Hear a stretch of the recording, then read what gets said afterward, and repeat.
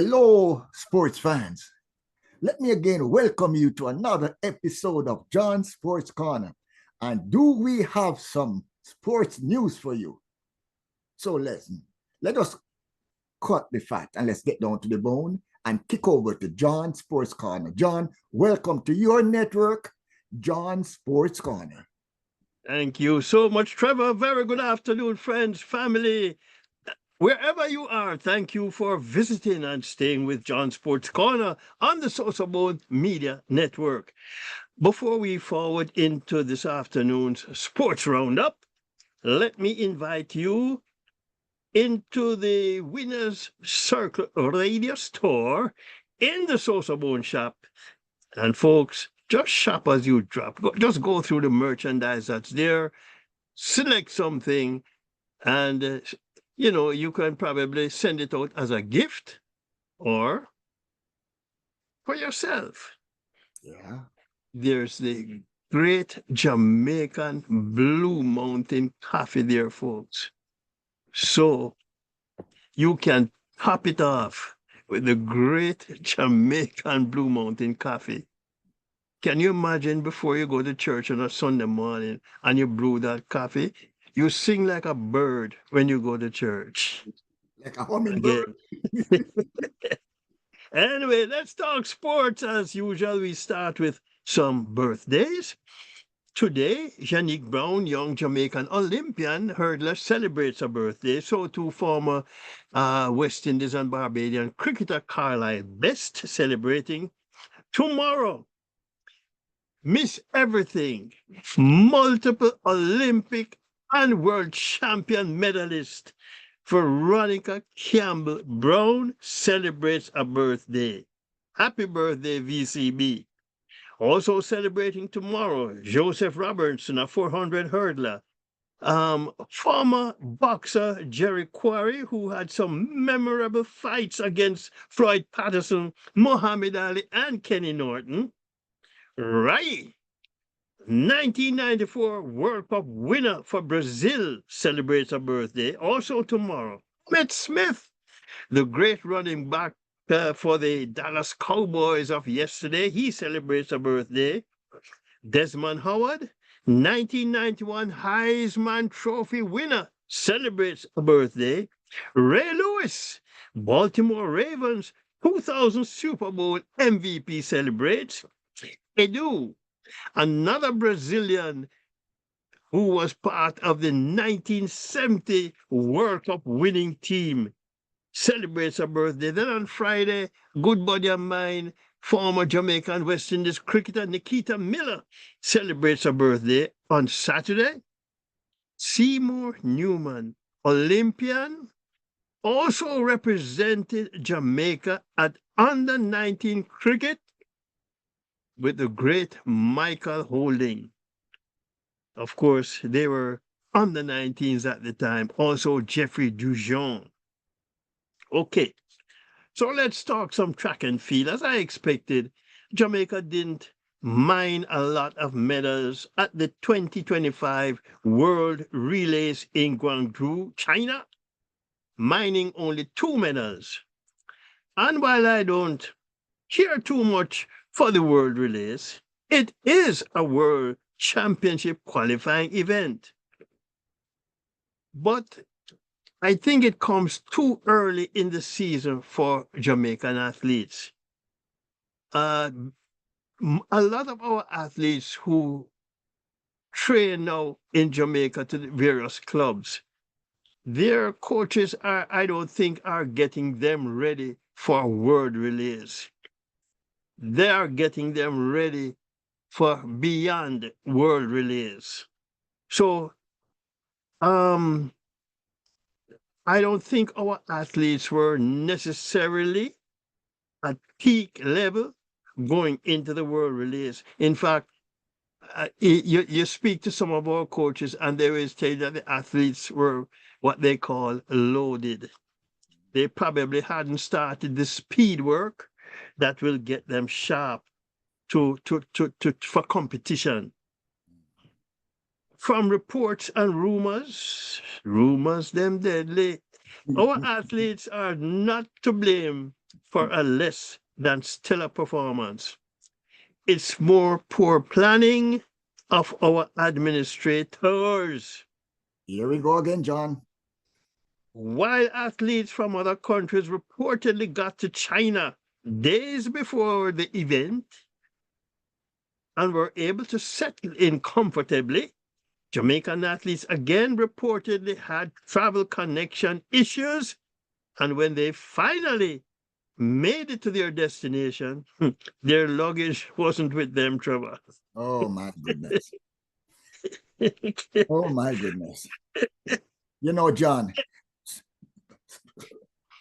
luggage aside, John, you know, it just kicked back to what we discussed 2 weeks ago when Asafa Powell raised concerns about some of the things he would like to see improve. I am not going to identify poor planning as what was on his table. But in this case, John, again, we can point to a lack of first class service to the athletes that caused them to have stress, even though it might be luggage, John, but if they don't get it, they don't get it. Yeah, but you know, even you go on vacation, Trevor, and you get to the airport, you get off the plane at the airport, you go to get your luggage and you say, oh, it's not here. It's coming in on a later flight. It's and then you have to go to your hotel maybe and make adjustments before you get your luggage. And it is if you want to call it stressful then. Very. You're wondering if you're going to get the luggage, or you might have to go shopping to buy additional clothes to you know, Yes. if you didn't get your luggage. Yes. So, you know.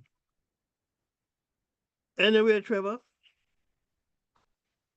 the quartet of Serena Williams, Crystal Slowly, Javari Thomas, and Brian Level on anchor Jamaica opened the final day 2 with a silver medal in the mixed 4x1 relay.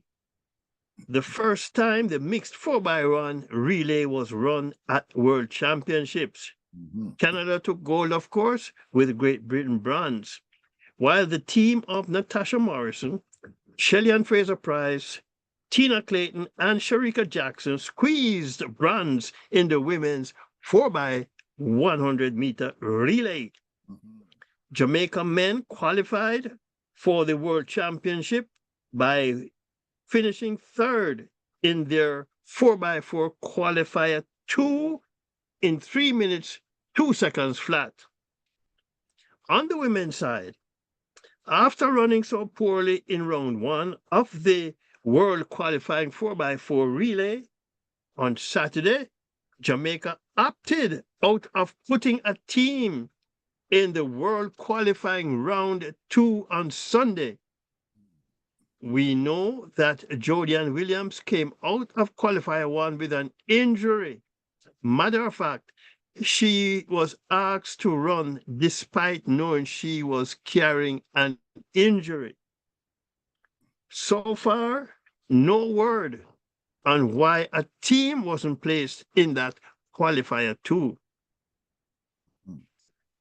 Jamaica come out of the World Relays with 2 teams qualifying for relays for the Tokyo World Championships in September, the women's 4x1 relay and the men's 4x4 relay.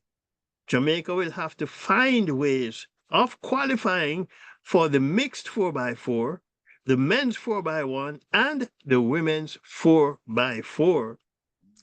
However, all may not be lost, as word is the J3A is considering using the June 7th Racers Grand Prix as a potential platform to host the relay qualification events. First Vice President of the J3A, Ian Forbes, says administration will move with purpose to get all relay teams qualified for the World Championships. and they have until August 25th to do so. You know, I think it would really be disappointing, at least for me, if we don't qualify for the men's 4x1 in particular, because I'd like to see how much damage a squad of Rohan Watson, Brian Level, Akeem Blake, Oblique Civil, and Kishane Thompson could do. Yep. A couple teams certainly had eye-catching world relay results. South Africa won the men's 4x1 in 37.61 seconds and the men's 4x4 in 2 minutes 57.50 seconds. Spain women won the 4x4 in a national record 3 minutes 24.13 seconds and placed second in the women's 4x1 in 42.28. Great Britain, the winner in a season best 42.21 seconds. At the end of the day, all not lost. As I said, I don't put too much stock in world relays in terms of our athletes' performances. It is still early in the season as far as I'm concerned. Let's see how they perform at our national championships. I think that will be the yardstick to gauge where they'll be come Tokyo World Championships. And by the way, is Elaine Thompson-Herah training? Haven't John, heard much about her so far this you must, season. you must have been reading my mind, John. That was just what I was about to ask that question, because she seemed to have just dropped off the map. I have checked a few people, Trevor, and they have not heard anything about Elaine Thompson-Herah. I know earlier this year we heard she was going to Florida, I think it was, for some kind of treatment. And there was speculation that she might be going there to train, but we haven't heard, at least I haven't heard, if she is in fact training. But we shall know that the national championships are coming up shortly. And that is where it's going to all count. Anyway, Trevor, the knockout championships are also scheduled for August 15th through the 17th in the Bahamas and could be another opportunity for Jamaica to qualify relay teams for the Tokyo World Championships. The championships will be held at the Tom Robinson Track and Field Stadium in Nassau, marking the second edition of the event to be hosted in the Bahamas. Freeport hosted the event in 2022. Moving along to Diamond League, the third meet coming up in Doha on Friday. Several Jamaicans listed on the start lists. The women's 100 list Jamaicans, Shelly and Fraser Price, Tia and Tina Clayton, and Natasha Morrison. Frederick Dakers in the men's discus, Shanika Riggets in the women's triple jump, Romaine Beckford and Raymond Richards in the men's high jump, Rashid Brobel going over 110 hurdles, Malik James King in the men's 400 hurdles. Other Caribbean athletes are also listed to participate in the Doha Diamond League. Barbados' world champion bronze medalist, Sadia Williams in the women's 400 meters. Grenada's world and Olympic medalist, Anderson Peters, and Trinidad and Tobago's Olympic gold medalist, Kishore Walcott, in the men's javelin. Moving along now to Grand Slam track. The third edition or the third leg moves to Philadelphia now, May 30th to June 1st. 400 hurdles world record holder, Sidney McLaughlin Levrone of the U.S. will be competing in the women's short hurdles race group, which is the 100 hurdles and the 100 meters. This will be the first time McLaughlin Levrone has ever run the flat 100 meters professionally. She won the long hurdles championship at the Jamaica and Miami legs of Grand Slam track. Okay. The Philadelphia race group will see the first ever face-off between three Grand Slam champions. Ooh. Of course, McLaughlin Levrone, Mm-hmm. Akira Nugent, and Daniel Williams out of Jamaica. Daniel Williams won the Jamaica short hurdles group in Jamaica, while Akira Nugent won the Miami leg. I can't wait for this clash, Trevor. We are certainly about to see how versatile Sydney McLaughlin Levrone is. I think in college, she had a best time of, I think it was 11.07 seconds over 100 meters. And I believe she could be going sub 11 seconds now in the 100 meters. But we shall see. Also announced as a challenger is the Swiss athlete Ditaji Kambunji. Mm. Daniel Clark is giving up his final year at Kingston College and taking his future academic and athletic development to Texas Tech University. On March 2nd, he stopped the clock in 13.06 seconds in the 110 hurdles. And at the Jamaica Carifta Trials, his time is still atop the under-20 world rankings 2 months later. Vertex Siobhan Thomas is placing her immediate academic and athletic future in the hands of the illustrious Clemson University. She was a finalist in both the Class 1, 400 meters, and 400 hurdles at the Boys and Girls Track and Field Championships earlier this year, and was part of Vertex's bronze medal winning 4x4 relay team at the Penn Relays last month. Her personal best times are 58.41 seconds in the 400 hurdles and 53.60 seconds over the 400 meters. Tell you what, let's go to a break and we'll come back with much more.